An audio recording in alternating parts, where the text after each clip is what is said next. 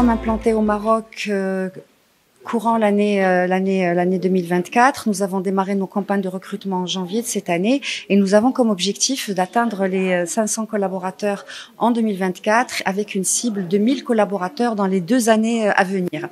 Alors aujourd'hui, cette visite, la visite du club des chefs d'entreprise France-Maroc MEDEF International, qui vient dans le cadre de la visite de Monsieur Emmanuel Macron, président de la République française au Royaume du Maroc, est très importante pour le groupe Sogetrel, pour la filiale Genius. C'est l'occasion de mettre en exergue, de mettre en avant notre capacité de monter en charge dans des contextes assez prédéfinis, de démontrer comment le Maroc est capable aujourd'hui de présenter des ressources avec un niveau de qualité, puisque nos clients sont très satisfaits de nos compétences et de notre delivery. C'est une occasion aussi de démontrer de façon on va dire plus évidente la capacité de nos jeunes Marocains à travers leur background, à travers leur parcours universitaire, à travers leurs soft skills, qui sont capables d'intégrer une entreprise dynamique à l'image de la dynamique économique du Royaume du Maroc et qui aujourd'hui va faire un arrêt sur image sur ce que est le Maroc d'aujourd'hui et bien entendu ne donnera que des espoirs certains sur la jeunesse et le développement des compétences du Maroc de demain.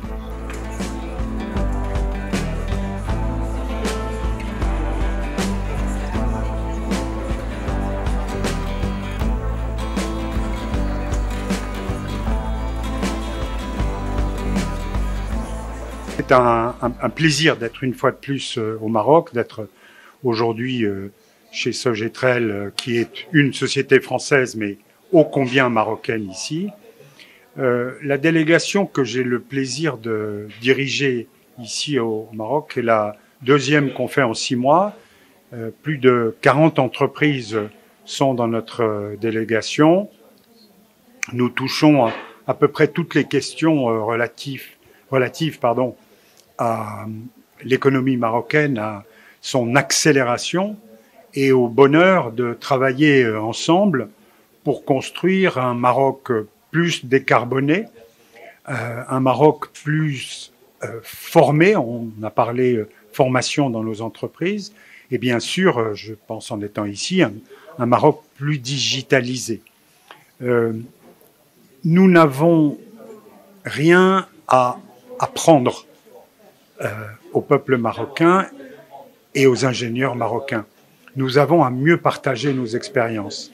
Il n'y a aucun doute que l'expérience que nous venons d'avoir sur les Jeux Olympiques en particulier, où j'avais une autre responsabilité à l'intérieur de la société qui a construit tous les ouvrages olympiques, nous pouvons apporter cette expertise à nos collègues marocains qui ont souvent fait les mêmes écoles que nous, et donc on se comprend parfaitement.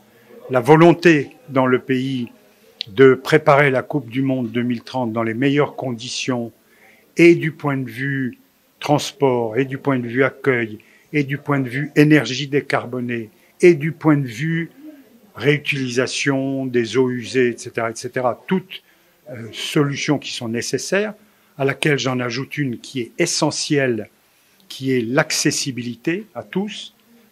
Ça n'est pas pour rien que le Maroc, dans les Jeux paralympiques, a gagné plus de 15 médailles. Aujourd'hui, la politique du pays en matière d'accessibilité est très importante. Nous la saluons, nous la respectons et bien sûr, tout ce que nous pourrons faire sur ce sujet, comme sur tous les autres que j'ai traités, en matière de partage d'expérience, nous le ferons à livre ouvert. Il n'y a aucune raison de ne pas le faire. Tout ça, au contraire, on nous a demandé de partager l'héritage des Jeux, c'est le nom que ça porte, pour que la Coupe du Monde soit une merveilleuse réussite pour le pays.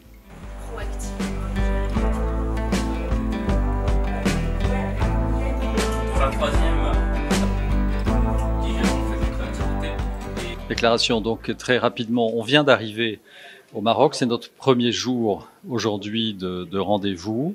Nous avons une délégation d'une 50aine d'entreprises ici qui sont avec nous, 56 personnes, 56 chefs d'entreprise qui sont ici.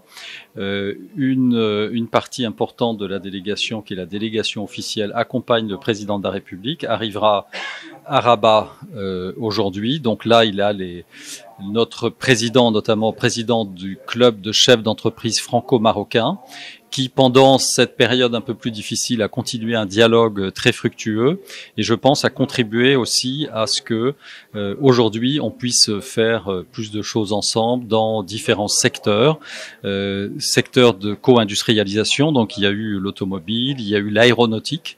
Le président du club d'affaires France-Maroc et le président de Safran, son homologue et le président de Attijari Wafa Bank, monsieur Mohamed El Khatani.